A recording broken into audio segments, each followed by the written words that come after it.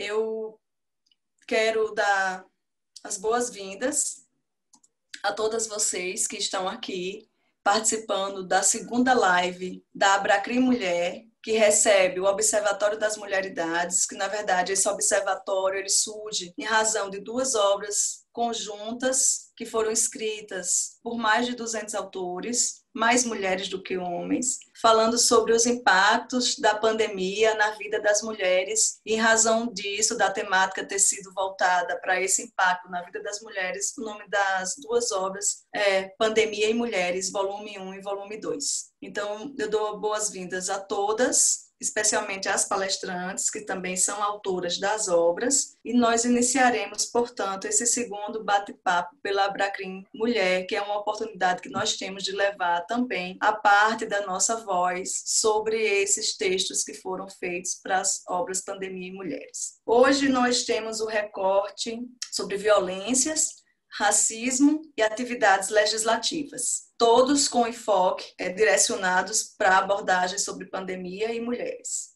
Nós vamos receber 4 autoras, professora Elita Moraes, a advogada Maria Júlia Poletini, a advogada Maíra Fernandes e Caterine Constante, que é doutoranda em Direito pela Universidade Católica do Pernambuco, professora também. E todas elas se encontram num lugar que é o lugar comum até da obra, justamente analisar como se dá esses impactos na vida das mulheres. Eu vou começar com a Elita Moraes. Ela é professora de Direito Penal e Processo Penal, é mestra em Direito Público pela Universidade Federal de Alagoas, é coordenadora da Liga Acadêmica de Direitos Humanos e Criminologia da Uninassal Maceió, é membro do Grupo de Estudos Carmim, Feminismo Jurídico, e do Núcleo de Estudos sobre Violência em Alagoas, da Universidade Federal de Alagoas.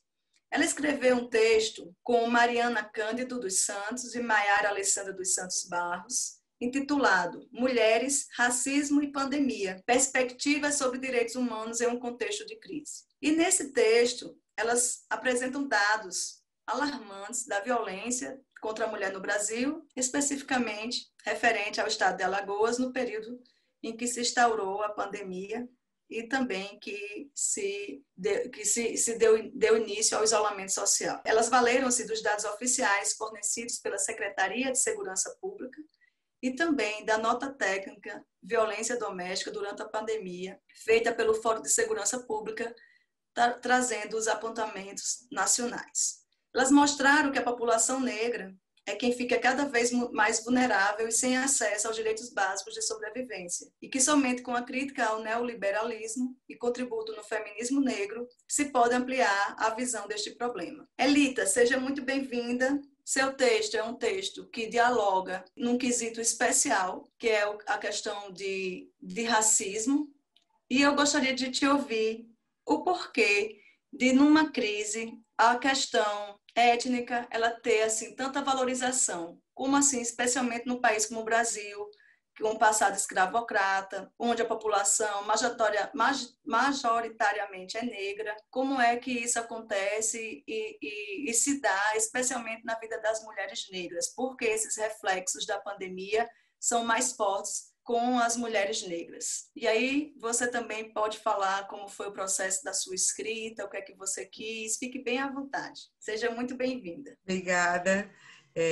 Queria primeiro saudar a todas presentes, agradecer pelo convite, pelo espaço que me foi sendo dado aqui, né? Principalmente na pessoa da Exilda, que foi quem me fez o convite diretamente, tanto para compor esse espaço aqui, como em outras oportunidades também. Então, já fica aqui o meu agradecimento pelo convite para estar aqui nesse espaço.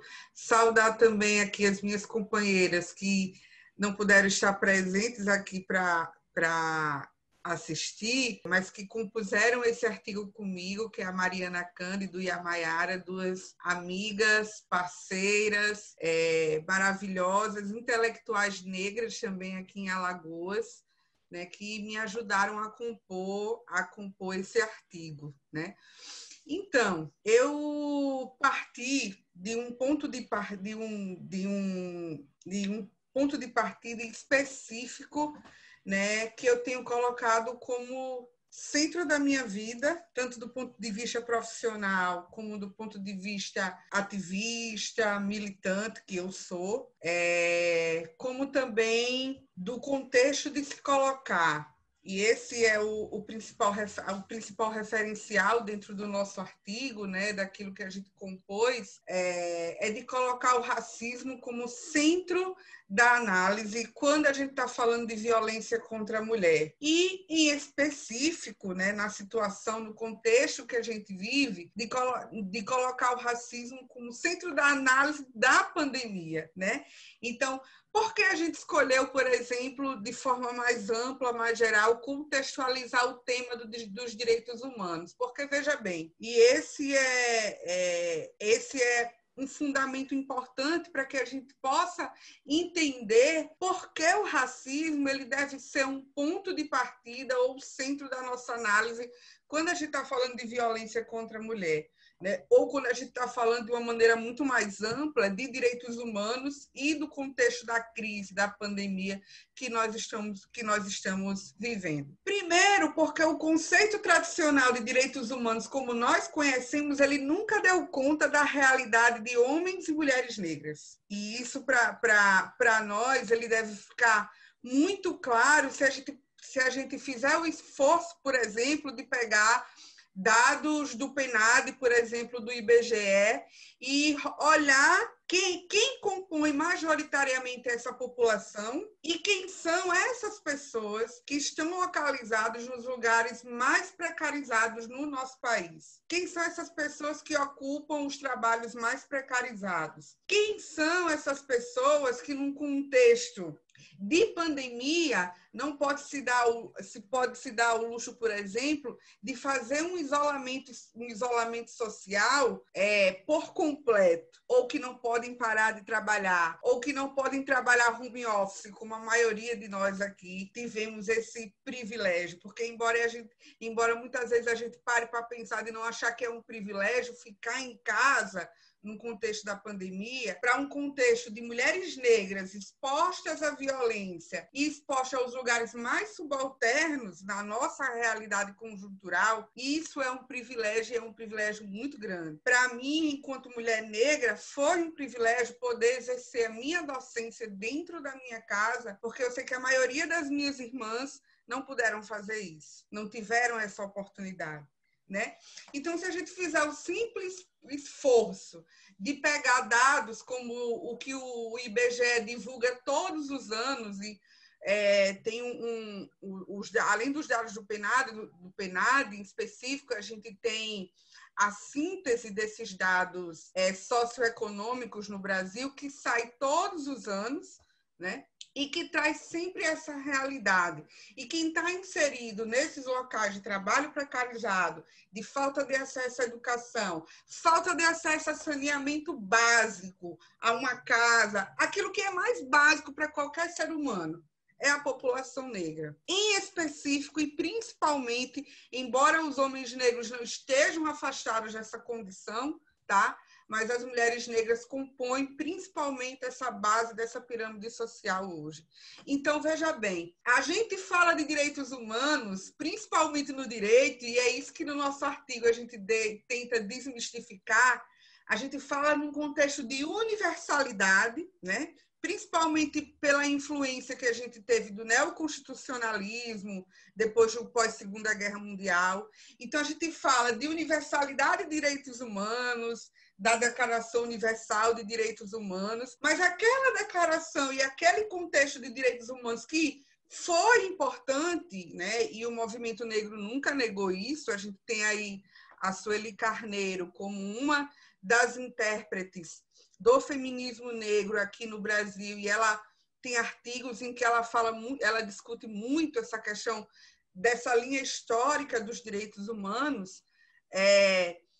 Embora a gente tenha discutido a universalização desses direitos, a gente esqueceu de dizer que a gente viveu, por exemplo, um apartheid na África, um contexto de apartheid nos Estados Unidos, e que, veja bem, a gente tem uma convenção, que é a Convenção sobre Genocídio, né? Inclusive, eu recomendo a todas aqui o artigo da Ana Flausina, em que ela fala especificamente da história dessa convenção, né, de como ela foi permeada por lutas políticas e como ela teve como centro o racismo, principalmente na história do Holocausto, mas nunca contextualizou o racismo colonial, aquele que afetou mulheres e homens negros no mundo inteiro, principalmente nos países mais periféricos como o nosso, como o Brasil. Então, veja bem, a primeira coisa que a gente precisa fazer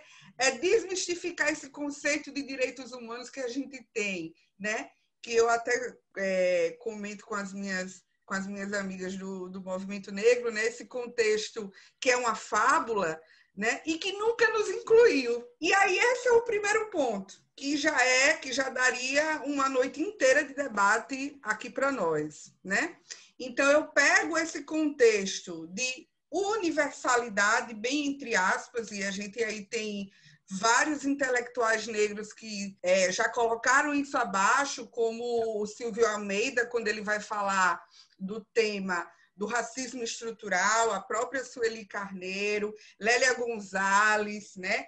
Que, inclusive, eu acho que é uma das maiores intelectuais do feminismo que nós temos no nosso país e foi esquecida pela Academia Branca, né? Mas é sempre lembrada por nós. Então, veja bem, isso já daria uma noite inteira de debate para nós aqui.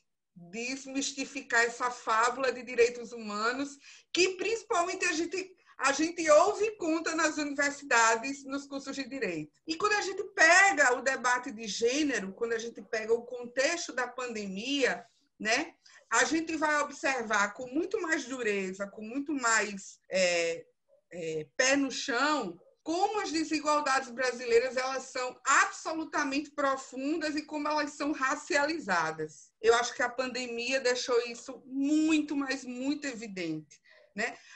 Lógico que a gente não é ingênuo a ponto de pensar que no nosso país ele não tinha desigualdades tão grandes. Ninguém aqui é ingênuo, a gente sabe disso.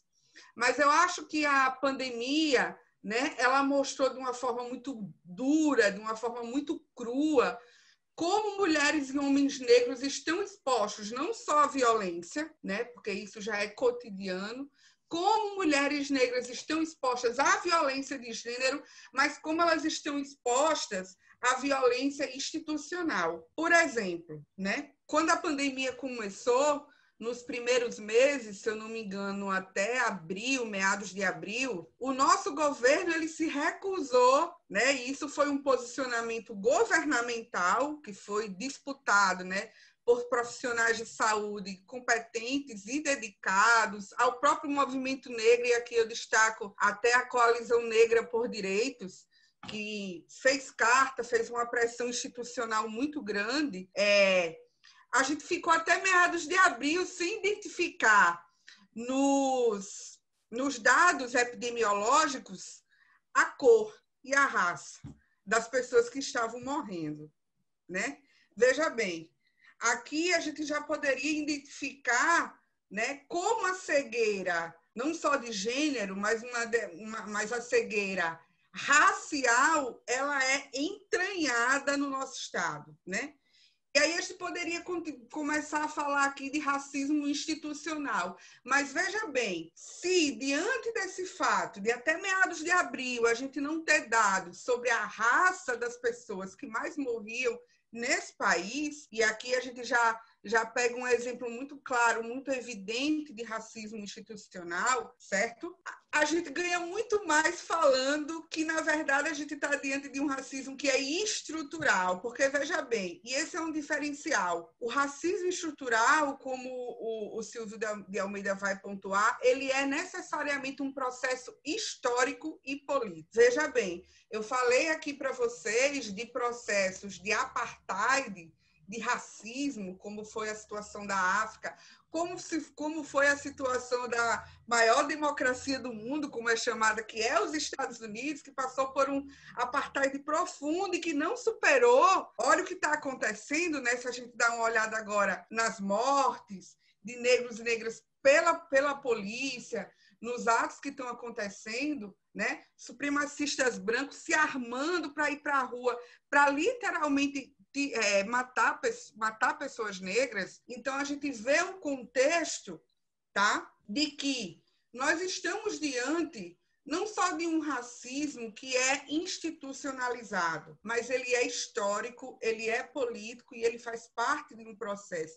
E o direito ele está inserido nisso. Quanto tempo nós, feministas, que estivemos aqui, quando a Lei Maria da Penha foi lançada em 2006, a gente teve que se deparar com o argumento raso, subalterno, ruim dos machos brancos da nossa área, me desculpem o termo, mas a gente tem que ser clara aqui quando a gente fala as coisas. A gente teve que se deparar com um argumento raso de que a lei era inconstitucional porque ela feriu o princípio da igualdade, gente. Veja bem, né? Para poder deslegitimar uma lei, a gente finge de conta que não existe uma coisa chamada igualdade material que a gente precisa efetivar, né? Então a gente fecha os olhos para essa coisinha básica, né, que não é tão básica assim, para a gente focar no princípio da igualdade sob o ponto de vista formal, para negar o direito a uma lei que não é só uma lei penal, né? Diga-se de passagem, a gente tem que falar muito disso aqui, porque a Lei Maria da Penha ela não é eminentemente uma lei penal, ela é uma lei que traz uma série de políticas públicas importantíssima para a vida das mulheres, certo? Então, veja bem, se do ponto de vista do gênero a gente precisa enfrentar essa situação, vocês avaliem, então, quando a gente está falando de racismo. Então, veja bem, a pandemia ela exacerbou um contexto de desigualdade social no Brasil, que ela tem raça, tem classe e tem cor, que é profundamente estrutural. E aí, na minha concepção, na concepção do que tradicionalmente o feminismo negro vem discutindo, né, do que as minhas amigas pontuaram comigo naquele artigo, o feminismo negro, e aí também, né, o lugar que o neoliberalismo ele ocupa hoje, né, com esse capital absolutamente selvagem, desumano, é importantíssimo a gente contextualizar. Porque, veja bem, se antes, há uns anos atrás, a gente falava insistentemente, e continuamos falando, de políticas públicas que possam garantir o acesso das mulheres, né, aquilo que é mais básico. Hoje, a gente está diante de um Estado, principalmente agora no contexto da pandemia, porque a gente teve um Estado que ele não só não forneceu política pública, como ele foi um Estado negacionista, que deu literalmente as costas para a sua população. É essa a realidade que a gente enfrenta no nosso país, uma realidade triste, difícil, que nos adoece, né? Eu particularmente, quase adoeci de ver a forma como o Estado brasileiro encarou a discussão da pandemia. Então, veja bem, a gente não está diante de um Estado que ele não só não fornece política pública, a gente está diante de um Estado que ele também é transgressor, que ele também é violador de direitos humanos. E eu acho que esse dá um insight, um diferencial, e a gente tenta contextualizar isso também na nossa contribuição, porque, e é uma coisa que eu venho refletindo muito, né? Por muito tempo, os movimentos feministas, né, eles bateram muito na tecla da necessidade de a gente ter um Estado que forneça políticas públicas. Veja bem, isso não está errado, não está errado. Mas eu acho que a gente precisa necessariamente romper também com esse ciclo para apontar o seguinte: o Estado ele não fornece políticas públicas, mas a gente está diante de um Estado neoliberal, cada vez mais esvaziado das suas funções mais básicas. Veja bem, né? Um Estado cada vez mais esvaziado daquilo que lhe é mais básico fornecer à sua população. Então, a gente não está diante só de um Estado que ele é ausente, porque ele já ele sempre foi, durante muito tempo, Isso não é novidade no Estado brasileiro, certo?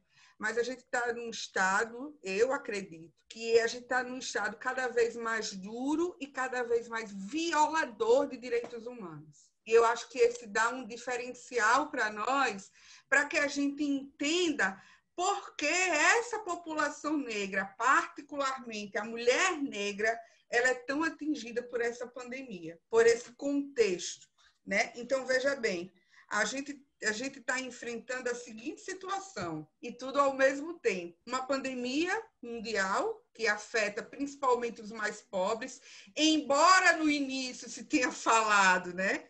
E a gente tem que achar até uma piada isso, uma piada de muito mau gosto, embora no início se tenha falado que a pandemia seria democrática, porque ela afetaria todo mundo de forma igual, e o resultado está aí diante de nós. Basta a gente pegar qualquer pesquisa, como a pesquisa que o Fórum de Segurança Pública está fazendo, para a gente poder enxergar quem é a população que está sendo mais atingida pela pandemia, certo? Então, veja bem, a gente está diante de uma pandemia mundial, de um problema que está afetando todos nós, mas principalmente essa parcela da população que é majoritariamente negra. A gente está diante de uma crise social, política e democrática sem precedentes na nossa história. Eu tive pais, e eu tenho muito orgulho disso, eu tive pais que eles foram militantes durante a ditadura militar. Meu pai, principalmente, né? Meu pai, ele perdeu amigos para a ditadura, desaparecidos políticos. Então,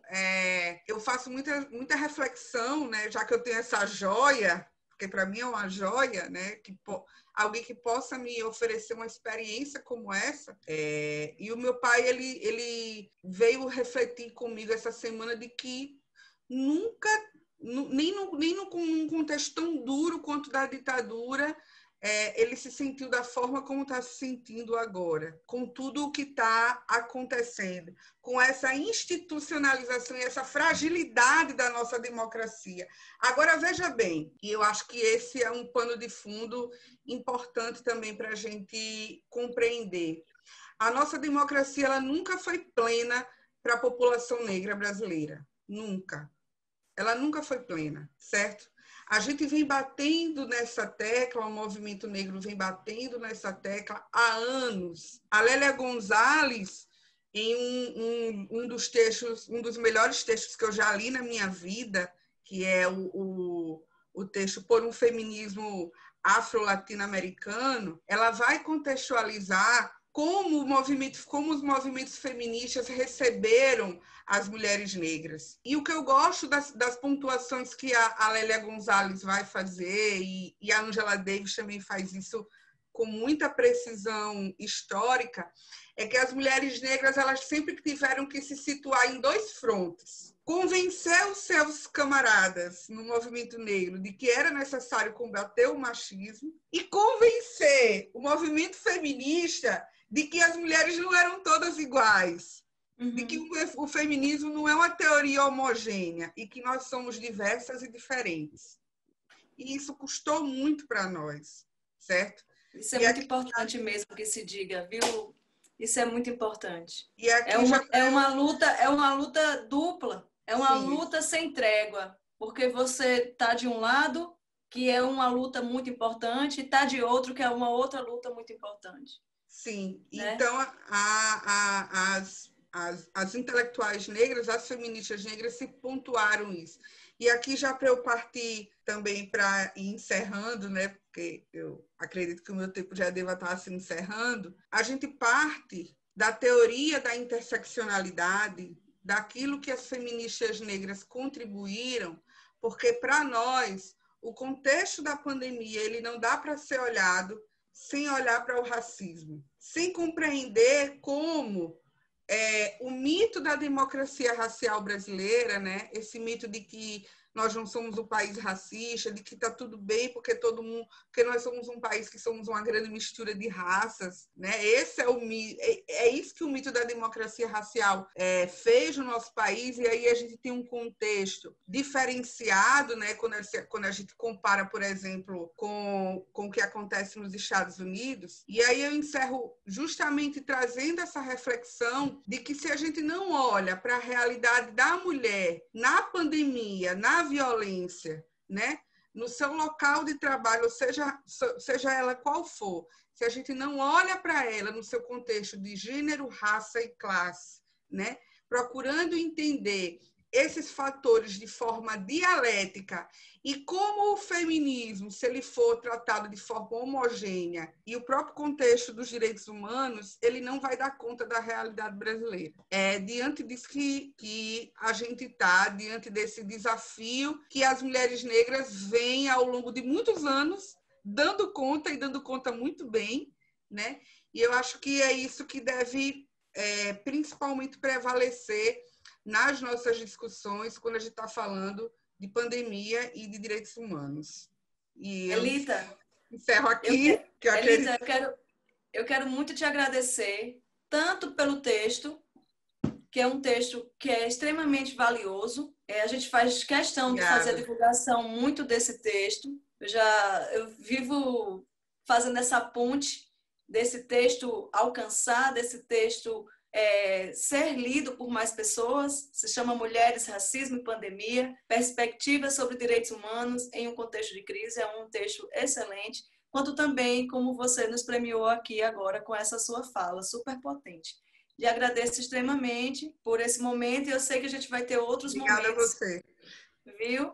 Agora eu vou passar a palavra para Maria Júlia Poletini. E nesse momento nós vamos passar a palavra para Maria Júlia Poletini, ela que é uma das organizadoras da coleção Pandemia e Mulheres, juntamente com Carla Estela Rodrigues, e escreveu para os 2 volumes 3 artigos. Especificamente nesse que eu vou me pautar mais, intitulado Violência Doméstica, Medidas Protetivas de Urgência, Acesso à Justiça e Subnotificação no Contexto Pandêmico, ela nos mostra que as mulheres nessa situação do isolamento social, com base em dados da Segunda Vara da Mulher do Recife, elas têm mais dificuldade em requererem as medidas protetivas, justamente porque os dados demonstram que essas medidas elas diminuíram ao invés de aumentar. A Maria Júlia Poletini, ela é advogada, ela é pesquisadora, é pós-graduanda em Direito da Mulher, ela é idealizadora do projeto Todas Juntas, que vocês podem seguir, inclusive pelo Instagram, sempre cheio de novidades. Ela é vice-presidente da Comissão da Mulher Advogada de Paulista, no estado de Pernambuco. Ela é secretária adjunta do Comitê Feminino da OAB Pernambuco e é membro da Comissão da Mulher Advogada da OAB Pernambuco. Maria Júlia, seja muito bem-vinda, você que faz parte dessa história desde o início. Obrigada, Zil, pela apresentação, pelo carinho e, acima de tudo, pela confiança, né? Ter organizado essa obra coletiva, que é uma obra nossa, de muitos braços, de muitas mulheres com pensamentos, assim, agregadores. Foi uma honra para mim. Foi, assim, uma das melhores coisas da minha carreira mesmo. E me sinto muito honrada de estar aqui com vocês. E já deixo meu boa noite a todos e todas que estão assistindo agora, que vão assistir posteriormente pelo YouTube. E Elita, foi uma fala fantástica, assim, perfeita mesmo, super necessária. A gente tem que refletir sobre o nosso lugar de privilégio, que de fato, nós temos muitos privilégios mesmo, só pelo fato de sermos mulheres da academia, de termos essa visão acadêmica. E Carlinha também, que está aí, é outra organizadora maravilhosa, que contribuiu tanto com essa obra, que é uma pesquisadora fantástica, sensível. Caterine também, Cate, estamos aí sempre nas lutas, sempre nos encontrando em todos os espaços. É uma honra estar aqui do lado dela, também é uma grande referência para mim. E que bom que a gente está junta novamente, mesmo que do outro lado da tela, por enquanto. E também tem Maíra, né, que vai falar daqui a pouquinho. E Exil, claro, que é uma grande inspiração para todas nós. Não poderia deixar de falar de Exilda, né, de toda essa força que ela tem para combater, inclusive, o machismo que existe dentro da academia, né? A gente não fala apenas de um machismo nas varas de violência doméstica, mas um machismo muito acadêmico, né? Porque É difícil acreditar, mas muitos homens ainda não querem que a gente produza, né? Principalmente quando são produções que falam sobre mulheres, que trazem toda essa crítica. E Zil está aí firme e forte na luta, dando espaço para nós, para várias outras mulheres também trazerem um pouco das suas pesquisas. Então, para mim, é um espaço de acolhida e de muita honra também, ao mesmo tempo, estar aqui com vocês. Bom, mas iniciando um pouquinho a minha fala sobre o que foi para mim a produção desses artigos. Na verdade, a produção da obra foi uma experiência à parte, né? Fantástica, mas eu também quis trazer um pouco do meu eu de pesquisa e gosto de fazer pesquisa de campo, principalmente quando a gente fala em violência doméstica, né? A violência doméstica por si, ela já tem assim uma subnotificação muito grande. Então, todos os dados que a gente levanta de violência doméstica, a pessoa que pesquisa sobre esse tema tem consciência de que são dados subnotificados, porque ainda vivemos numa sociedade que recentemente, inclusive, viu? Eu acho que foi no início dessa semana, eu me deparei com uns vídeos, umas pessoas falando de uma mulher que disse que a Lei Maria da Penha era um privilégio, né? Isso vindo de uma mulher, a gente vê como essa cultura mesmo do machismo está enraizada e como nós mulheres ainda somos machistas, não são apenas os homens que trazem essa bagagem de machismo muito grande, né? Mas nós mulheres também continuamos reproduzindo certos discursos e por isso eu acredito que essa nossa reflexão é tão importante para também caminhar mais ao lado de mulheres que ainda não conseguem enxergar esse ambiente de violência. E acho que a fala de Elita foi perfeita, porque muitas de nós somos sim privilegiadas e é difícil sair da bolha, é difícil perceber que enquanto eu acho, por exemplo, que a Lei Maria da Penha é um privilégio, tem mulheres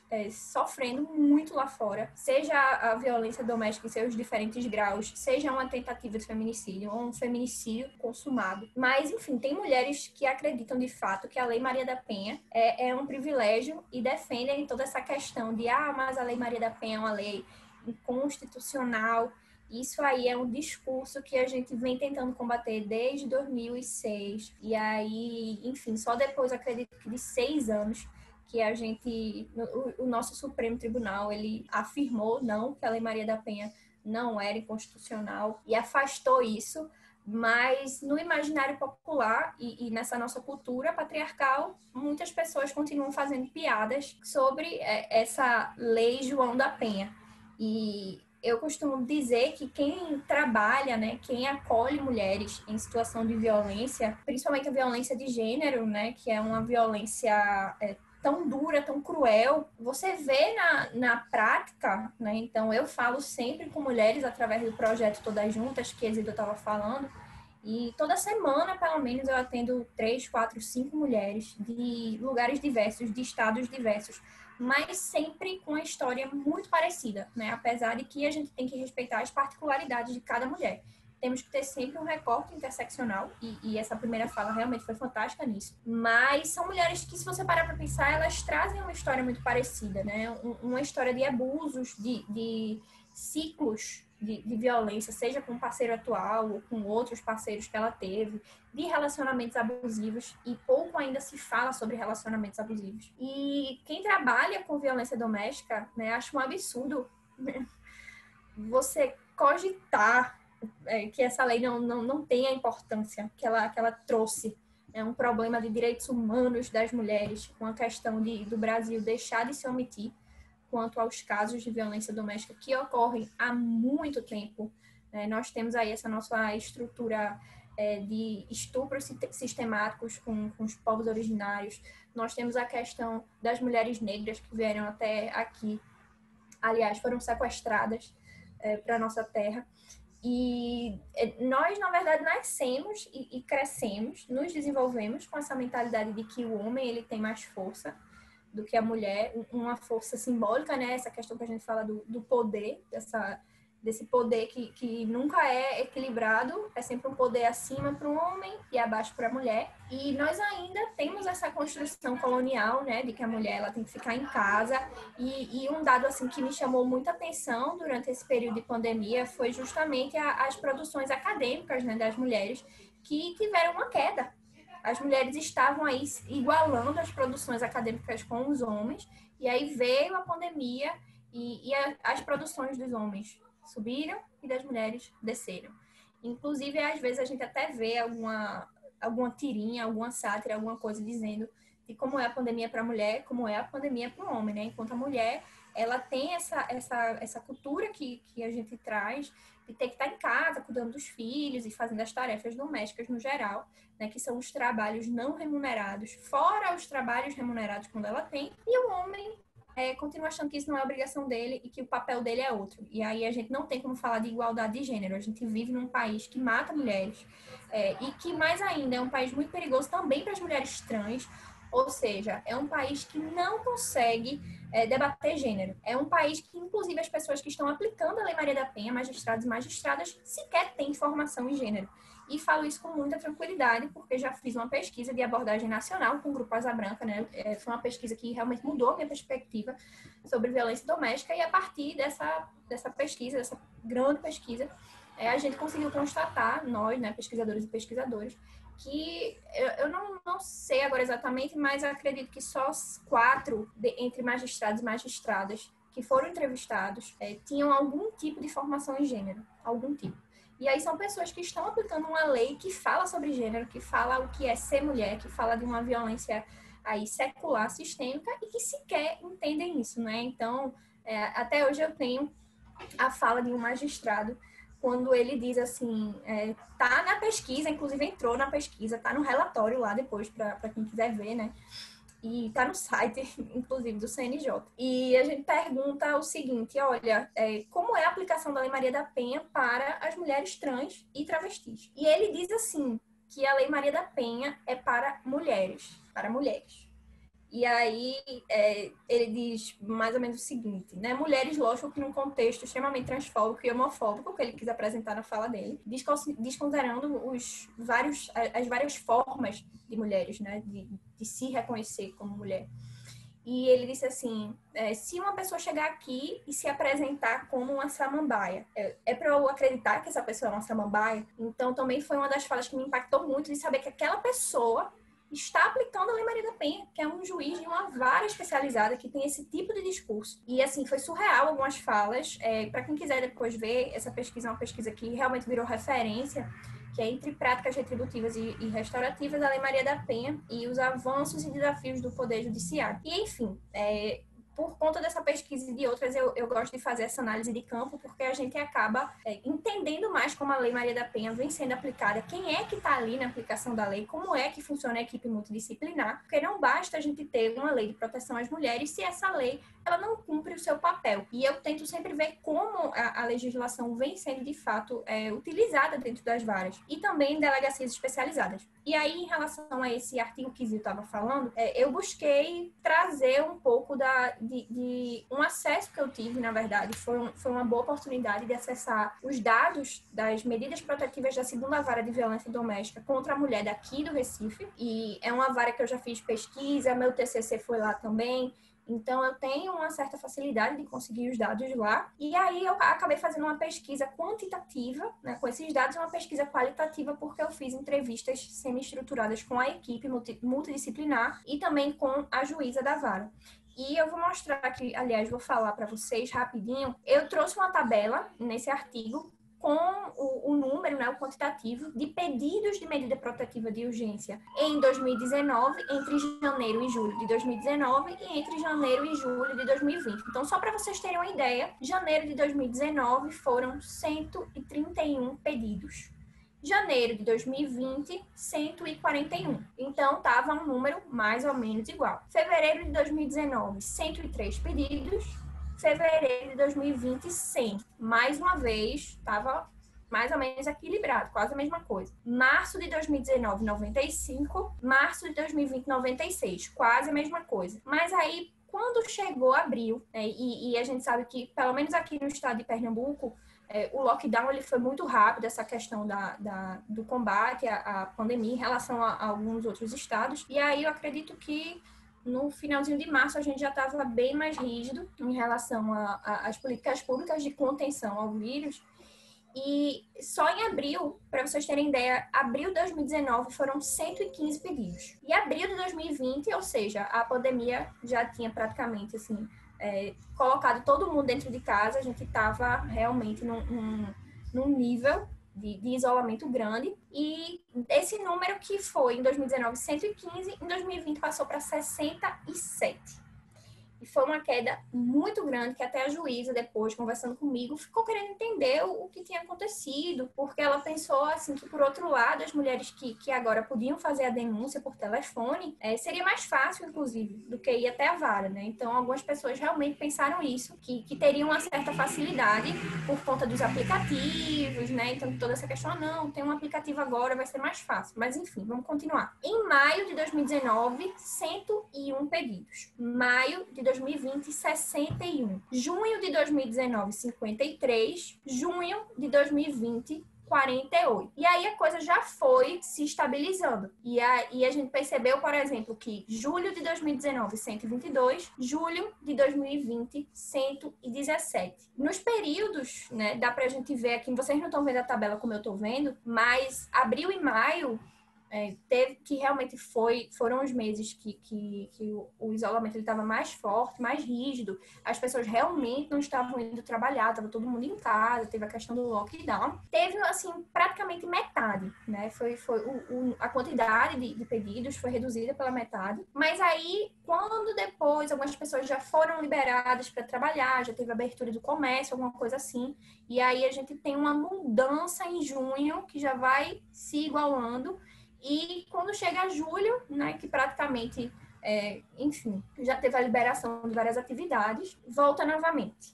E aí, o que é que a gente pensou, né? Como assim? O que é que aconteceu? Na verdade, são dados de algo que já vinha sendo discutido, teoricamente, dentro da academia, que a mulher, ela tem medo de realizar a denúncia, né? Ou queixa. Ela tem medo de acionar o judiciário, o sistema de justiça criminal, por conta de várias questões, seja a vergonha, seja a culpa, né? E a gente ainda tem isso de ficar reproduzindo que a culpa foi nossa, apesar de nós estarmos na posição de mulher que sofreu violência, mas continuamos achando que a culpa é nossa de alguma forma, principalmente quando temos filhos, né? Quando nós temos filhos, inclusive filhos dentro desse relacionamento. Então, bate essa questão da culpa. Eu já atendi muitas mulheres falando isso, que ficaram anos com um companheiro abusivo por conta dos filhos. E, por fim, a mulher em contato com o agressor, dentro de casa, sem ter uma válvula de escape, sem ter, enfim, como ir para casa de um parente, como ir para casa de alguma amiga, com medo da própria contaminação do coronavírus, né? Isso também dificultou bastante. E aí, o que já vou terminar aqui, eu sei que está quase no final da minha fala, e realmente eu fiz algumas entrevistas e coloquei no artigo, se vocês depois quiserem dar uma lida, tá lá bem direitinho. Mas eu vou trazer rapidamente uma fala que me chamou muita atenção. Porque lá na segunda vara são 3 assistentes sociais. E aí eu fiz essas entrevistas com as 3 assistentes sociais, com a juíza e com uma psicóloga. E aí tem aqui a fala da assistente social, que eu descrevi como assistente social 1, né? Sem utilizar os nomes por uma questão de sigilo mesmo, de ética.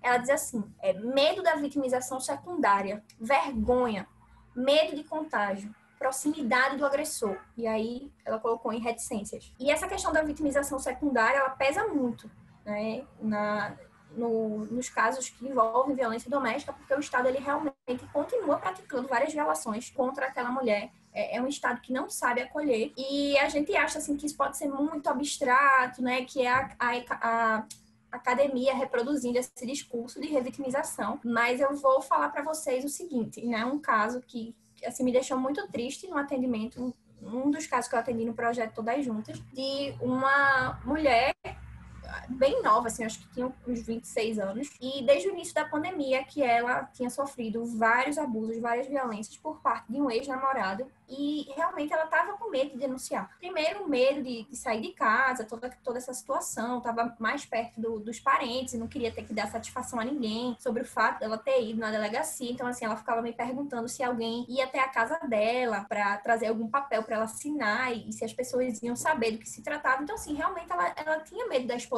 descrição do caso. É uma pessoa de classe social alta. E, enfim, foram meses a gente conversando e ela disse, não quero denunciar. Mas, na semana retrasada, esse ex-companheiro perseguiu essa mulher até... Ela estava na academia, ele chegou lá de carro e fez como se fosse atropelar ela. Ficou muito perto, assim, muito próximo. E ela disse que teve muito medo naquele momento do que ele poderia ser capaz de fazer e disse a mim, olha, mudei de ideia. Eu agora quero ir na delegacia, quero pedir uma medida protetiva. E aí eu instruí, disse, olha, vai lá na delegacia da mulher, expliquei todo o procedimento. Ela disse que tinha certeza que queria aquilo. E quando ela chegou nessa delegacia, que aqui no Recife assim, referência, a maior do estado de Pernambuco, ela disse que foi atendida por um homem. Ela foi com 2 amigas, foi atendida por um homem. Não tinha nenhuma mulher, não tinha ninguém para dar um suporte. Não tinha equipe multidisciplinar. E ela disse o que tinha acontecido. Primeiro que esse homem pediu para ela ficar esperando do lado de fora. Espere que daqui a pouco eu lhe chamo. Ela disse que ficou um tempão do lado de fora, morrendo de vergonha de alguém passar, de passar algum conhecido, enfim. E ela esperou. Depois, quando entrou a segunda vez, ela explicou a história para ele, disse que já tinha sido agredida fisicamente, que já tinha sofrido vários abusos morais, né, abusos psicológicos. E o que foi que ele falou a ela?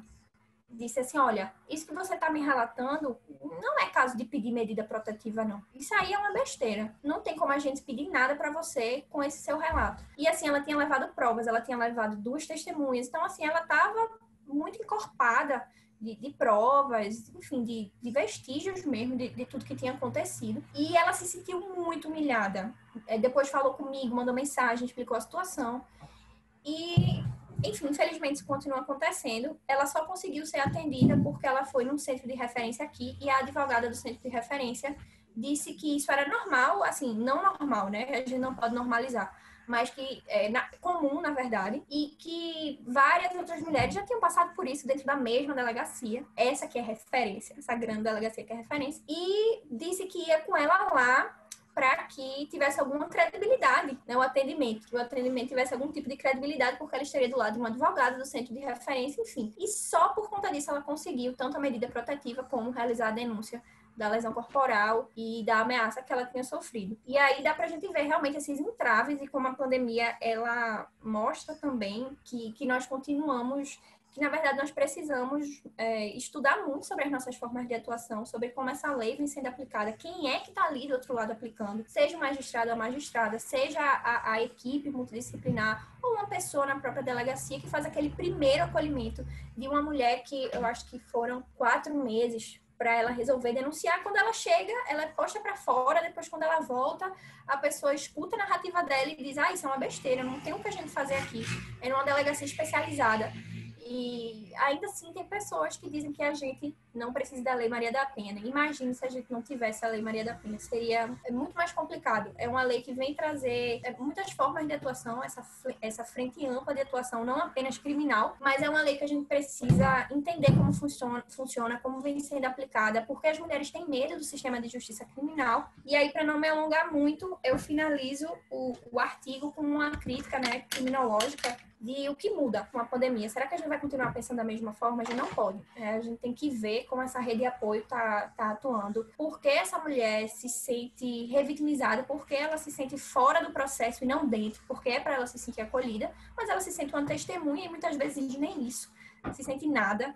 Ela chega para falar uma narrativa de dor, de sofrimento, de abusos e é totalmente ignorada, não é levada a sério. E, enfim, por isso que o projeto Poder Juntas existe, para dar esse apoio. Não queria que existisse esse projeto que eu idealizei, não queria que existisse a Lei Maria da Penha, a Lei do Feminicídio, eu queria que a gente, de fato, tivesse essa igualdade material, mas a gente só tem igualdade formal. A gente só tem uma Constituição muito bonita, mas que, em vários pontos, ela é ainda uma utopia que a gente está buscando efetivar, né? Através dessas políticas públicas, como a Exilda falou, nesse período eleitoral, a gente colocar mulheres no poder, mulheres que pensam em mulheres, né? Mulheres que realmente tenham essa pauta, é isso. Eu agradeço a vocês por terem ouvido tudo que eu falei. Realmente são muitos dados, não dá para falar aqui, não dá para eu me alongar mais, né? A gente tem um tempo curtinho para também... quero ouvir o que vocês têm a dizer, mas muito obrigada também pela parceria, pela produção de vocês, por vocês me inspirarem na luta quando eu vejo tantas mulheres assim escrevendo e tendo senso crítico. Primeiro que eu aprendo muito, eu ainda estou aprendendo muito, né? Não sou dona da razão, não tenho todas as respostas, continuo me perguntando todos os dias o que é isso que a gente está fazendo, será que a gente está indo pelo caminho certo, o que é que a gente precisa mudar, que tipo de feminismo a gente está apresentando e praticando, será que o meu feminismo só pensa em mim, será que o meu feminismo consegue abarcar todas as mulheres nessa questão plural, interseccional do ser mulher. E vocês realmente, para mim, são uma chama de esperança que está crescendo, apesar da gente ouvir certas coisas, de ouvir certas pessoas questionando a luta e questionando a lei, questionando isso e aquilo. São muitos questionamentos, mas a gente resiste. E eu acho que continuaremos resistindo aí por muito tempo, porque tem muita coisa para a gente mudar, muita coisa para a gente refletir juntas. Muito obrigada, meninas. E aí eu passo a palavra para a Zil. E peço perdão se falei demais, eu tenho essa tendência. E ainda mais quando falo do que gosto. Aí é que eu falo muito mesmo. Então, um beijo para vocês. Me sinto muito honrada de estar dividindo esse espaço. Obrigada. Obrigada, Julinha. Muito obrigada por compartilhar conosco sua pesquisa e também todos esses dados importantes para a gente entender melhor um panorama da violência doméstica nesse período da pandemia. Seus dados são muito importantes porque eu acho que refletem outras comarcas, outras varas, né, outras situações de todo o judiciário brasileiro. Mas a gente precisa ainda sistematizar. Eu percebo a dificuldade que tem de sistematização dessas informações e que quando se escreve dá essa possibilidade de refletir sobre o lugar e também fazer com que outros pesquisadores apareçam e mostrem novos dados. Eu acho que sua pesquisa ela pode ser, inclusive, utilizada como uma referência para as outras também começar a trazer dados de outras varas. Te agradeço muito. Eu agora vou passar a palavra para a Caterine Lages Constante. Ela é doutoranda em Direito pela Universidade Católica do Pernambuco, Unicap, mestra em Ciências Jurídicas e mestra em Ciências da Informação pela Universidade Federal da Paraíba. É ex-assessora de fortalecimento sociopolítico e secretária da Mulher e Direitos Humanos do município de Caruaru, Pernambuco. É pesquisadora do Recife, Estudos Constitucionais pelo Conselho Nacional de Pesquisa. Atua na Clínica Interdisciplinar de Direitos Humanos da Unicap. É conselheira da Comissão da Mulher da OAB Pernambuco, e ela escreveu junto com o professor João Paulo Alain Teixeira o artigo intitulado A Pandemia das Mulheres nas Atividades Legislativas do Congresso Nacional em Contexto de Covid-19. E eles argumentam que a experiência da pandemia por Covid na América Latina, depois ela vai até explicar esse conceito que ela utiliza, é marcada pelo escancaramento das desigualdades estruturais e o sentido do comum, não só na convivência, como de sua instrumentalização. E de toda experiência de formação de povo, democrática ou não, segue sendo atravessada pela política de morte. Eles fizeram também um mapeamento da produção legislativa nesse período da pandemia e questionaram como esses projetos de lei têm respondido à violência doméstica. Caterine, seja muito bem-vinda e agora é com você. Boa noite. Boa noite. É uma alegria estar aqui com tantas mulheres, com quem, na verdade, eu tenho que aprender, né? Eu acho que, primeiro, agradecer a você, Zilda, e, logicamente, agradecer a Júlia, agradecer a Carla, porque reunir pesquisas com esse tom, né, é uma audácia. E toda audácia, né, ela arregimenta respostas das quais a gente, evidentemente, tem uma dimensão, mas no momento em que a gente passa a vivê-las, a gente percebe como o patriarcado, ele se organiza, né, e independe do lugar que nós ocupamos, né? E principalmente, eu acho que as obras, elas estão muito comprometidas em revelar, tirar um pouco o óculos, que eu não estou me vendo. Mas assim também não estou me vendo também. Ela está muito comprometida em trazer uma perspectiva. Enfim, não deveria, né? As mulheres múltiplas, para falar dessas mulheres, a gente não deveria, em nenhum momento, ter dissociada as categorias de raça, e classe, né? Ser distanciado dessas categorias. Elas são uma só e, evidentemente, que a gente começa a, principalmente, né, diante dos privilégios, a gente começa a perceber isso com a vida concreta, né? E, evidentemente, partilhando com mulheres, né, e suas experiências. Aconteceu comigo também, né? O fato de termos socializado um racismo calado, que diz que não existe, mas pratica, né? Sem muita... negando a possibilidade de se refletir sobre ele, de nomeá-lo como tal, né? Em tom de brincadeira, né? E perverso, né? Em que extermina, né, as subjetividades, né? A história, encobre, né? Tem uma relação muito profunda que realmente não é de agora. Eu acho que as falas anteriores, tanto a professora Júlia, né? E aí eu vou agradecer muitíssimo a professora Elita, né? Me toquei muitas vezes com a sua fala, porque ela é real, né? Ela é real.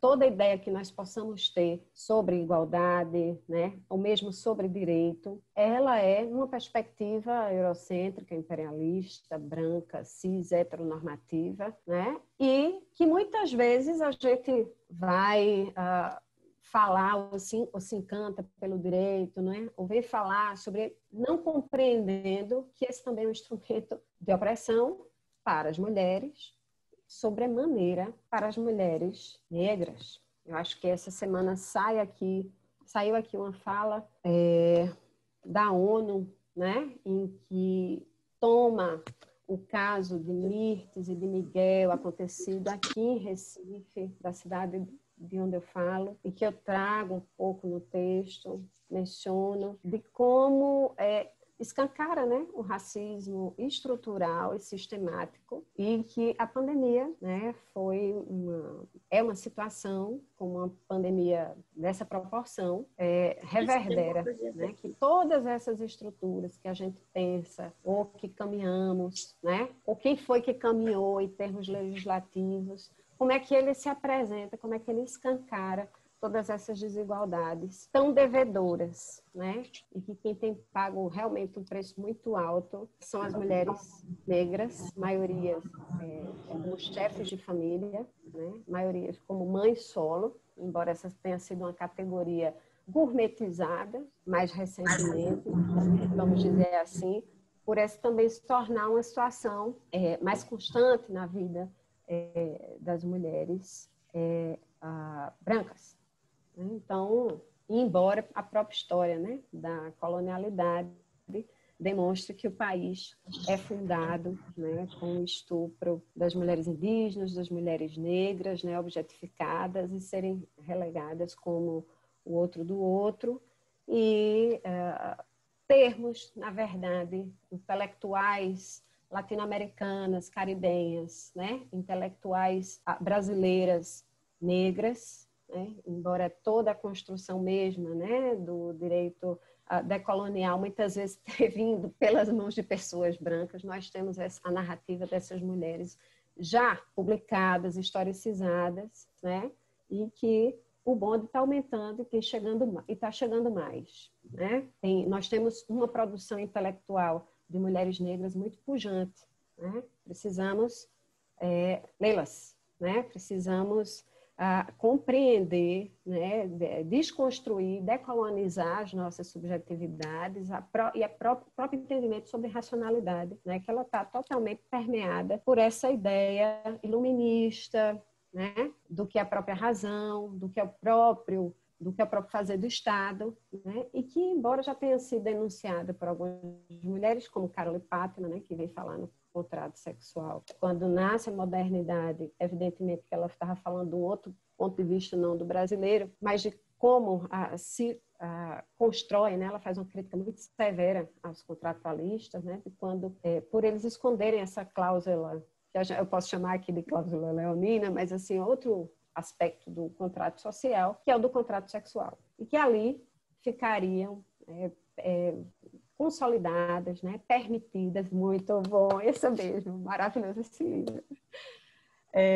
Ficariam consolidadas ali a vida natural, né? Ou seja, foi negociado as instâncias do patriarcado, e aí, evidentemente, racistas, porque não foi pensado, mesmo sendo para homens, em partilhar esse poder com os homens negros. Aí está aí a Revolução Haitiana, que é uma página da história que é pouco visitada, né? E a influência nos processos do constitucionalismo. Então, se percebe essa nuance em que se caminha lado a lado, né? O patriarcado e o racismo como estruturas, né? Ou como Dussel vai chamar, né? São as duas pernas, né? Para garantir o que Quijano vai chamar de colonialidade do poder. Bem, partindo desse pressuposto, nós temos, e aí eu tive, assim, já que eu compreendo dessa forma, não dava para depreender um olhar sobre a produção legislativa, porque foi, na verdade, um olhar descritivo, né? Analítico mesmo, é um segundo passo.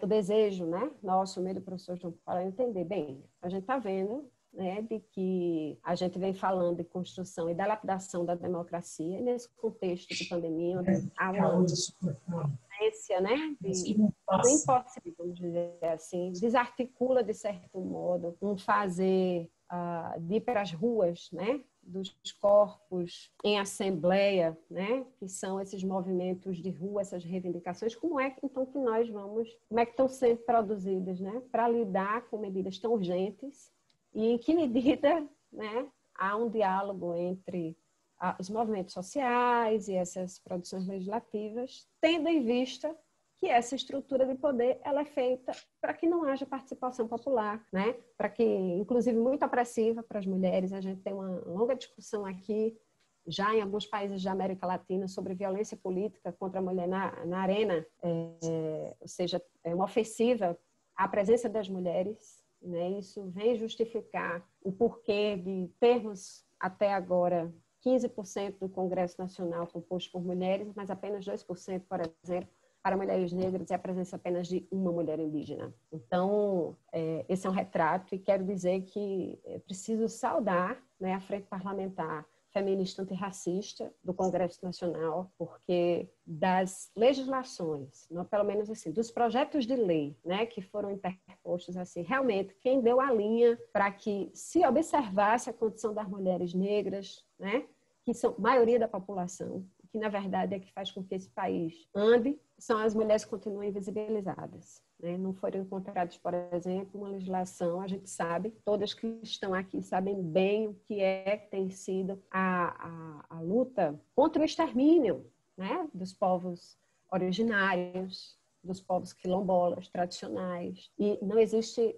nenhuma, pelo menos até 15 de julho, né, nenhuma proposta legislativa que levasse essa população em consideração, uma proteção especial. Ou seja, as discussões elas estão sendo para garantir o básico do básico. E evidentemente que para olhar para isso, nós fomos conversar com Lélia Gonzalez, né? Ter esse pressuposto da condição da africanidade, reconhecendo que existe uma origem de país, que não é essa que é narrada, né? Porque o Ocidente, ele acontece, né, a história do vencedor, pelo discurso que ele emite, ele se discursiva, mas ele não acontece dessa maneira. E compreender que existem essas duas origens, né, que se encontram num cenário extremamente violento, é fundamental para garantir, para perceber, né, o valor e o peso que é dada para as vidas. A vida, quem pode ser considerado como uma vida valiosa e quem pode ser considerado como uma vida desprezível. E muito mais, assim, compreender isso como um fenômeno que ele não é exclusivamente, ele não reside exclusivamente nos comportamentos ou em discursos que se autodeclaram racistas, misóginos, né? Etnocidas, né? Ele faz parte de uma construção mesma de como o poder acontece e permeia, né? Ele cria o terreno propício na subjetividade como política dos afetos. Então, o que é que isso quer dizer? Quer dizer que não é uma estratagema exclusivamente de uma cúpula da macropolítica. Ela está muito presente na micropolítica, nas relações, no acontecer da vida, né? Basta pensar o que foram as experiências de como a pandemia, né, foi organizada nas comunidades, por quem foram as pessoas que estiveram ali organizando a luta por sobrevivência, as condições para as pessoas que, apesar de ter tido lockdown, né, o nome que quisessem dar, as pessoas não puderam ficar, muitas não puderam estar exercendo, né, protegidas em direitos sociais, etc., proteger a própria vida, né? Mas que tiveram ali que se colocar em risco porque as pessoas não poderiam limpar o seu próprio chão, né? Porque esse é considerado, por exemplo, um trabalho considerado como essencial, né? Então, a burguesia branca, as elites, ou mesmo no imaginário, né, de se imaginar como elite brasileira, compreendendo que as pessoas não estão tendo noção de que existem super ricos no Brasil e que o fato de você ganhar um pouco mais não lhe coloca como classe trabalhadora, mas como elite, né? E reproduz traços de perversidade, né? E de, evidentemente, de reprodução de estruturas de um poder que não permita as pessoas, que permita a desigualdade, né? Entre o valor da vida entre as pessoas. Bem, então, como um arcabouço, assim, para ser um pressuposto, né? E aí eu trago Tula Pires, que eu acho que é outra intelectual importante, principalmente no nosso campo, né, do direito, que faz essa avaliação, enfim, também. Eu também trago Gabriel Nascimento, que é um texto que é extremamente necessário, que ele conta, né, nesse texto que ele, quando soube do resultado, realmente não foi uma situação agradável, o resultado das últimas eleições que tivemos, realmente foi muito pavoroso, e que é tratado, né, como, para muita gente, como se fosse, depois disso, uma apatia política, enquanto que existe uma estrutura que antecede essa realidade. Ele diz o seguinte: olha, eu acho que vocês estão muito tensas, nervosas, né? Ele dialogando com pessoas brancas, tensas, nervosas, mas eu quero dizer que as pessoas negras, é isso que vocês estão alegando, que é perigoso vocês perderem, para nós nunca chegou. Então, como vocês vão sobreviver? Agora eu estou preocupado, né? Então, assim, ele é professor da Universidade Federal do Recôncavo Baiano e, evidentemente, né, ele traz isso como uma provocação como um texto denúncia, né, de que, ainda que estejamos, né, falando, e o que é de fato precisa ser falado, né, sobre a precarização de todas as estruturas de direito, delapidação mesmo, e que tem repercussões diretas, né, de como há uma reorganização da ordem social, da reprodução social e das lógicas, né, de vida e de sobrevida e de morte. As pessoas negras jamais tiveram, né? As indígenas jamais puderam parar de travarem lutas, né, por essa sobrevivência, assim como as pessoas quilombolas, etc., as comunidades quilombolas. Bem, então, provocando dessa maneira, como é que esse congresso, né, representar, como é que essa ordem de poder tem pensado, né, sobre quais são as necessidades agora de urgência, né? Como é que eles estão, eles vão fazer isso através de quê? De um mapeamento, né, do que é que tem sido indicado.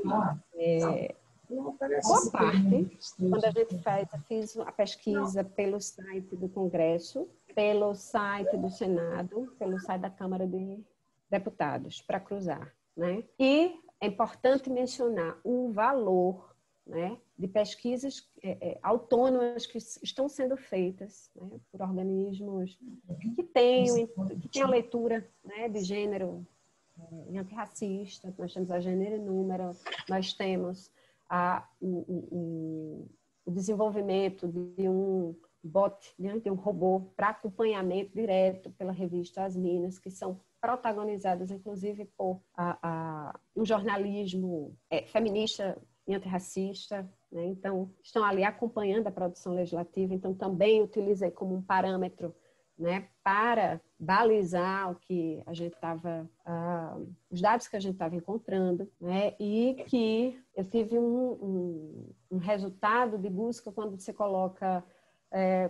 estabelece como critério de tempo, o ano, né, a temporalidade, o ano de 2020 e Covid-19, né, ou coronavírus, ou pandemia, um resultado de 1.660 processos. Projetos de lei. Quando a gente faz um recorte para mulheres e gênero, aí a gente já tem um número, né, bem reduzido, né, representando meio que um universo de 2% apenas dos projetos em que tratam para beneficiar, né, para proteger a situação das mulheres. É uma disparidade, né, gente? Proteger a situação das mulheres na situação de pandemia. Então, vou apresentar aqui. No Senado, foram apresentados 9 projetos. Desses, 2 foram arquivados, né? Houve também muita movimentação, porque assim, é interessante, tenho pensado como dar uma continuidade, por quê? Porque uma coisa é você mapear, né? E a gente percebe a caminhada desses projetos de lei, porque como é que eles são votados, como é que quando passa pelas comissões, tudo isso que é uma estrutura extremamente burocrática, né? E como, a depender de qual conteúdo, né? Como é que ele vai sendo tratado, as alianças que vão precisar ser feitas. Tem projetos de lei que foram necessários estabelecer alianças de mais de 65 deputados e deputadas, para que se tenha um peso, se consiga fazer quase que um lobby interno para que se passe. Então, foram, no Congresso Nacional, na Câmara, foram encontrados 65 projetos, né? Desses, 15 já foram arquivados, né? Então, a gente tem 50 em tramitação, mas apenas 41 beneficiavam diretamente as mulheres, beneficiavam as mulheres. Dentre esses, 18 beneficiavam de forma transversal. Por que foi importante trazer isso? Assim como há, né, vamos dizer, uma divisão sexual, né, e racial, importante declarar isso, nos temas, isso tem a ver com a própria organização também, que essa é uma decisão, que passa também pelos partidos, né,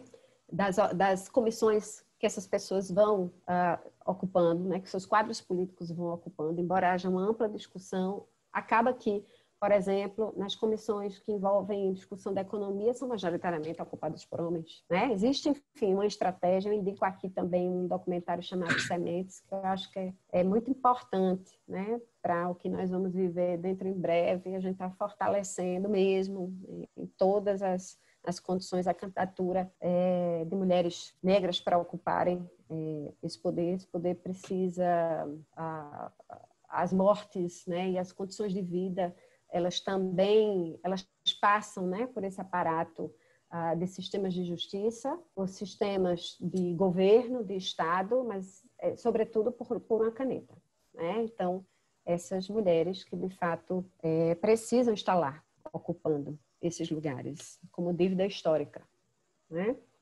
Poder.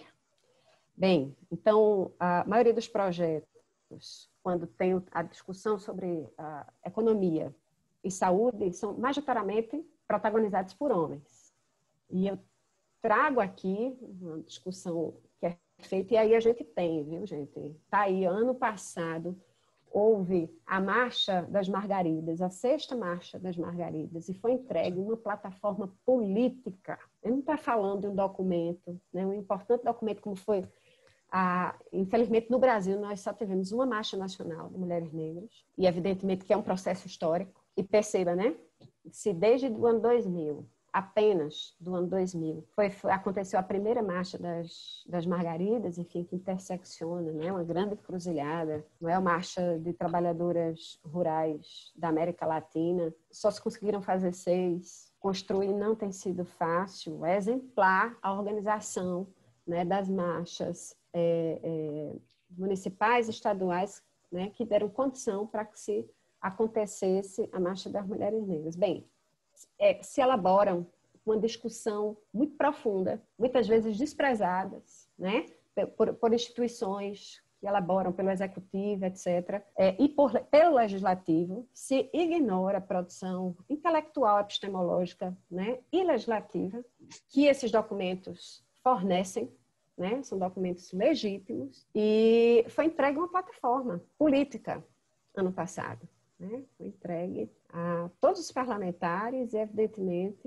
para o presidente da República. Bem, e que em todas essas, há muito tempo, seja na periferia, seja as mulheres ocupando as instâncias do saber, elas estão já apontando há muito tempo que é preciso outra ordem econômica para que dê conta da redução e enfrentamento das desigualdades. Esse modo de se fazer economia do capitalismo como ele acontece, principalmente as denúncias sobre as transformações do neoliberalismo, e como neste exato momento, durante a pandemia, ele está se refazendo, né? Existe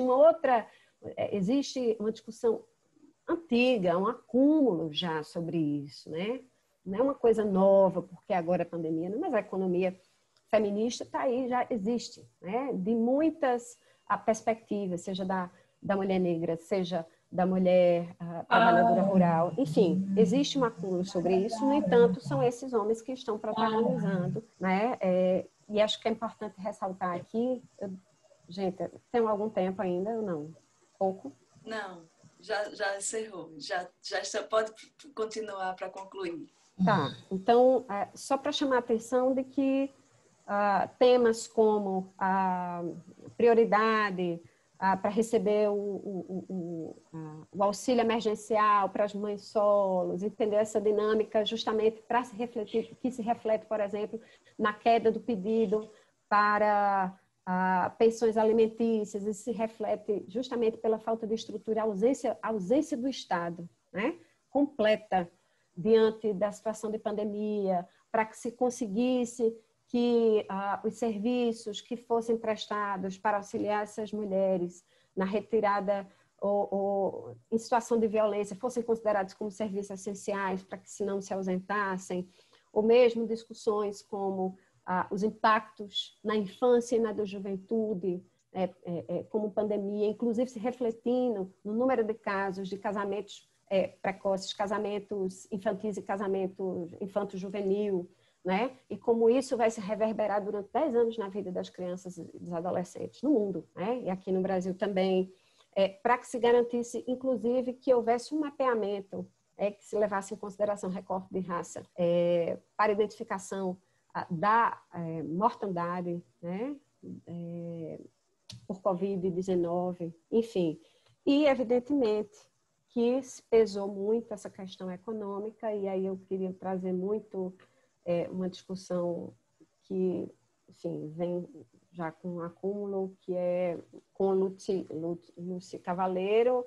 Ela tem uma obra, uma leitura feminista da dívida, e eu ampliaria uma leitura feminista e antirracista, ou antirracista, da dívida, porque nesse momento a gente está falando de ausência completa do Estado e significa onerar a vida das mulheres, que é elas que terão que bancar na ausência do Estado a presença de condições essenciais para a manutenção da vida. Enfim, esses projetos, eles, na verdade, apontam para várias direções, né? Apontam, na verdade, a ferida colonial que continua a expelir, precisa ser drenada, né?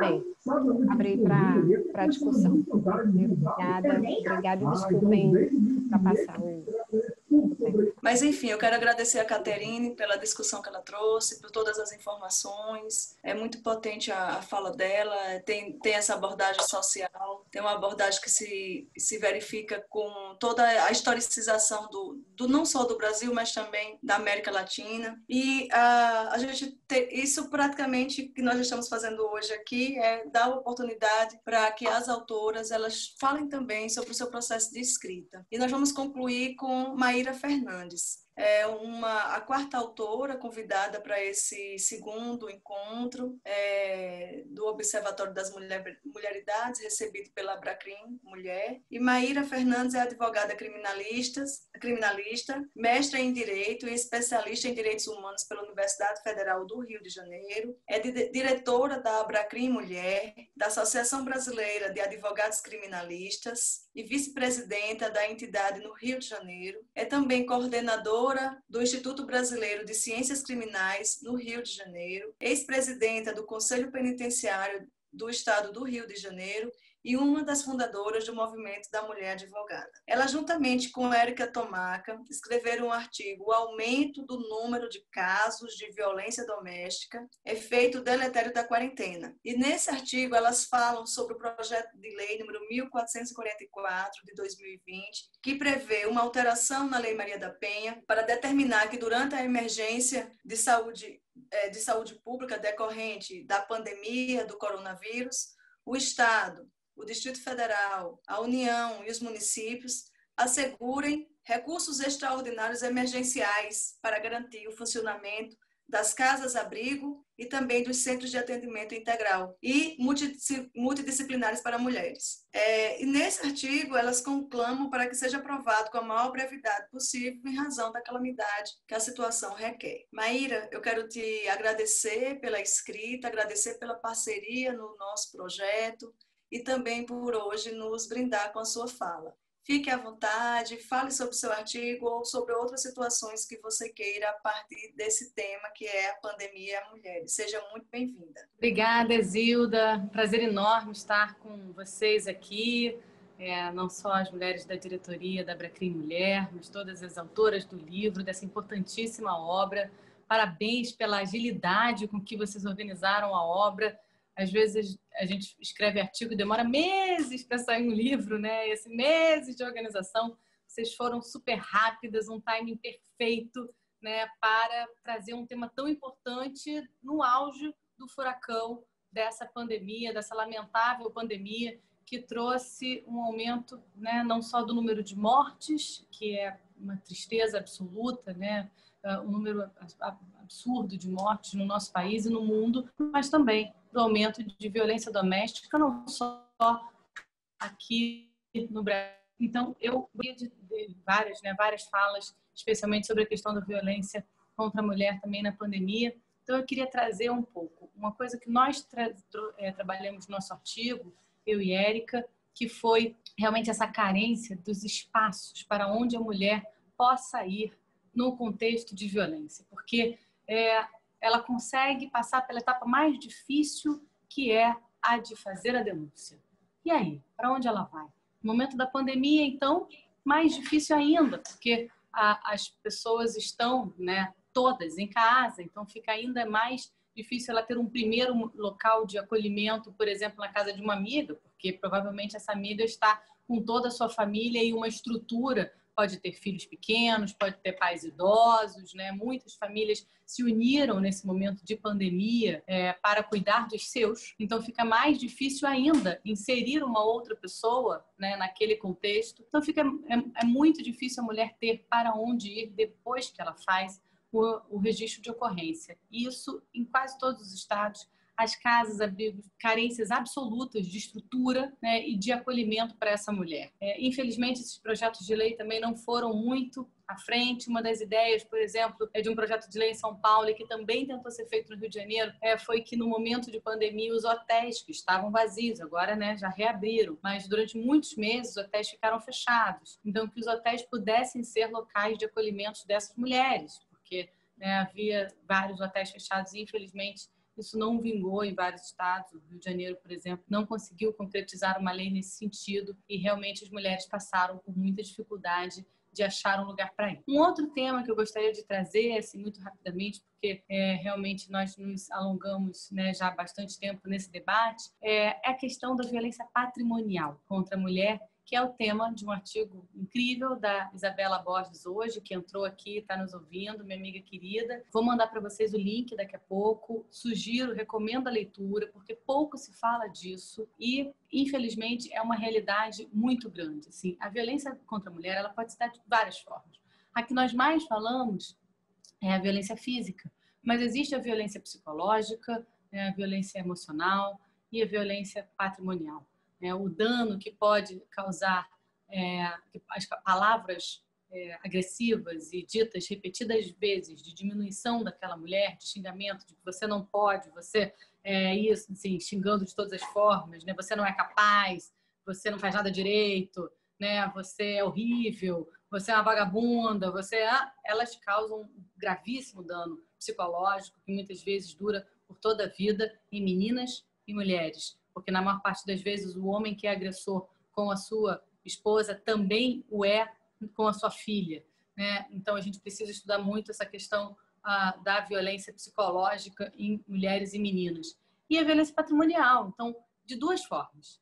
Quando a mulher tem dinheiro e o homem usa esse dinheiro dela e dilapida, muitas vezes, o patrimônio da mulher de várias formas e deixa ela amíngua, né? Ou quando ela não tem e ele deixa ela ainda pior com as falcatruas que faz, colocando muitas vezes o nome dela em contratos que ela nem faz ideia do que seja, né? Então, não raro, olha, assina aqui. O que é isso? É uma sociedade nova que eu estou fazendo e tal. E aí assina lá, a mulher assina a sociedade, depois fica com todas as dívidas trabalhistas, com todas as dívidas que a sociedade desenvolveu.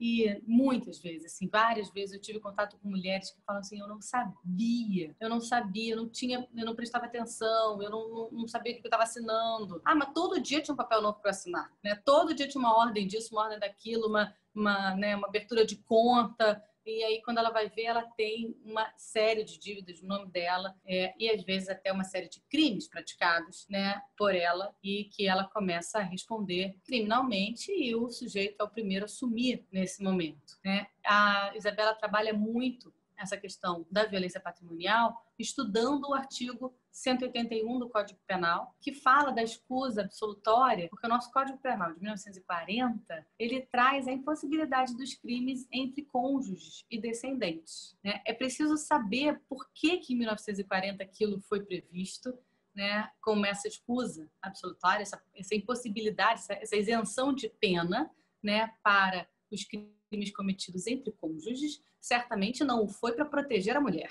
né? Certamente deve ter sido para proteger o homem. A gente precisa entender por que esse artigo foi previsto em 1940 e continua até hoje. Só que hoje os crimes patrimoniais, eles são cometidos com absoluta sofisticação, né? Então, assim, você pode ter acusações de crimes financeiros, tributários, de toda a ordem, e que muitas vezes as mulheres não fazem a menor ideia que estão sendo cometidos em seu nome, né? Só que elas podem ser responsabilizadas, sim, mais adiante. Essas mulheres que são laranjas, mulheres que têm empresas fictícias, sabe? Então, é muito perigoso e a gente precisa falar disso, porque a gente não fala de dinheiro, né? Dinheiro, em geral, é tabu. É como se a mulher não pudesse falar muito de dinheiro e nós quase não falamos sobre a necessidade de independência financeira dessas mulheres. Então, essas mulheres, na maior parte das vezes, enquanto casadas, não juntam seu próprio dinheiro, sabe? Não conseguem uma forma de independência financeira e aí, quando precisam sair desse relacionamento abusivo, não sabem nem por onde começar, né? Porque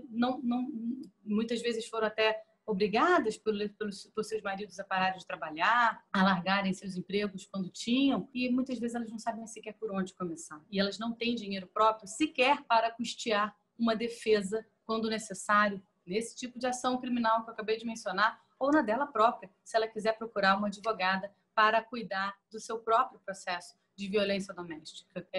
Então, nós, como advogadas, já devemos ter passado por essa situação várias vezes, de acolher uma mulher em nosso escritório e ter que fazer pro bono, porque a mulher não tem nada, nem por onde começar, não tem para onde ir, e junta isso com o primeiro ponto que eu falei, que é a mulher não ter para onde ir. Se ela não tem independência financeira, ela não pode ir para um hotel, ela não pode alugar uma casa, ela não pode ter nenhum lugar para recomeçar a sua vida depois de sair desse ciclo de violência. E é por isso que muitas vezes os ciclos de violência se perpetuam, porque elas ficam pensando, mas se eu sair daqui, eu vou para onde? E mais, eu vou para onde com o meu filho ou com os meus filhos? Né? E nós sabemos que a maternidade recai, né, predominantemente sobre as mulheres e a responsabilidade para os filhos também.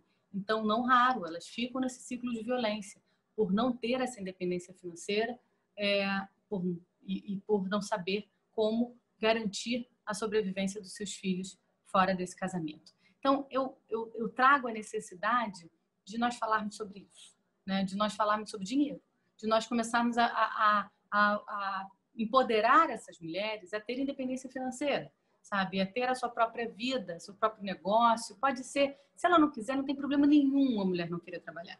Não tem problema nenhum. Eu acho que a mulher pode escolher se quer, eu quero usar meu tempo predominantemente para cuidar dos meus filhos. Não tem problema nenhum. Mas seria legal que ela pensasse uma forma de poder ter a sua independência financeira. Seja juntando o que ela recebe, se ela recebe uma mesada, né, se ela cuida disso, ou fazendo pelo menos uma coisinha extra que ela gosta de fazer na vida. Alguma coisa para vender, sabe? Uma aula para dar, uma vez por semana.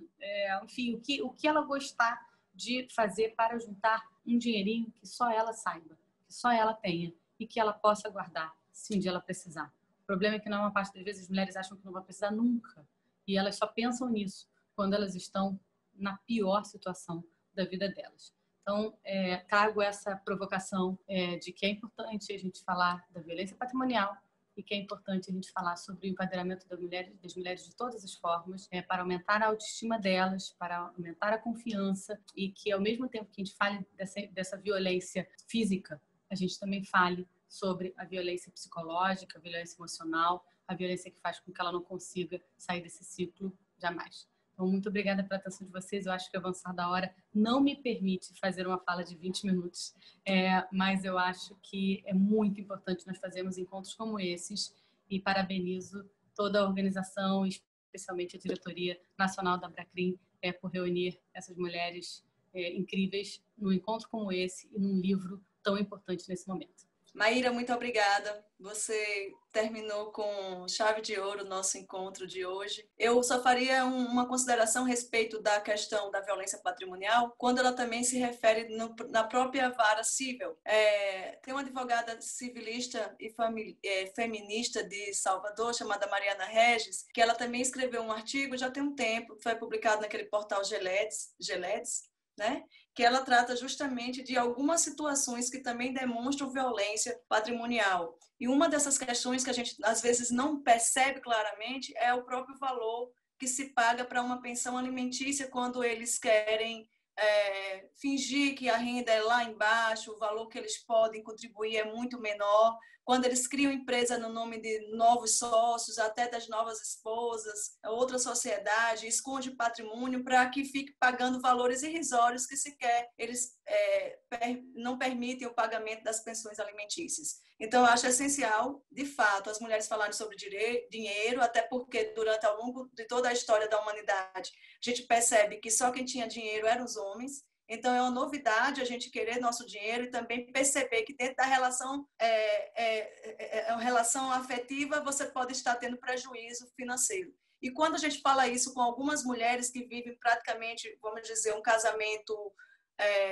bom, elas têm receio de que aquilo atrapalhe, elas não querem ter uma situação anterior, até para se precaver, trabalhar com um planejamento sobre sua vida, porque ela diz, isso aqui, se eu falar com isso com meu marido, ele não vai gostar, vai aparentar que eu não confio nele, então elas não querem ter um tipo de atitude que possa até se precaver, nem antes do casamento, né? E aí, muitas vezes, ela assume todas as dívidas da casa, paga a conta de água, de luz, e aí ele vai juntando o dinheiro dele para comprar objetos pessoais para ele, para estruturar, seja lá o que ele queira, do negócio dele, para dizer, depois isso aqui vai entrar para casa, vai entrar para nós, e na verdade não é isso, né? Muitas vezes ela estrutura todo um negócio, todo um novo planejamento até de trabalho para o homem. Quando ele está numa estrutura muito boa financeiramente, ele sai da relação e sai estruturado. Compra carro novo, compra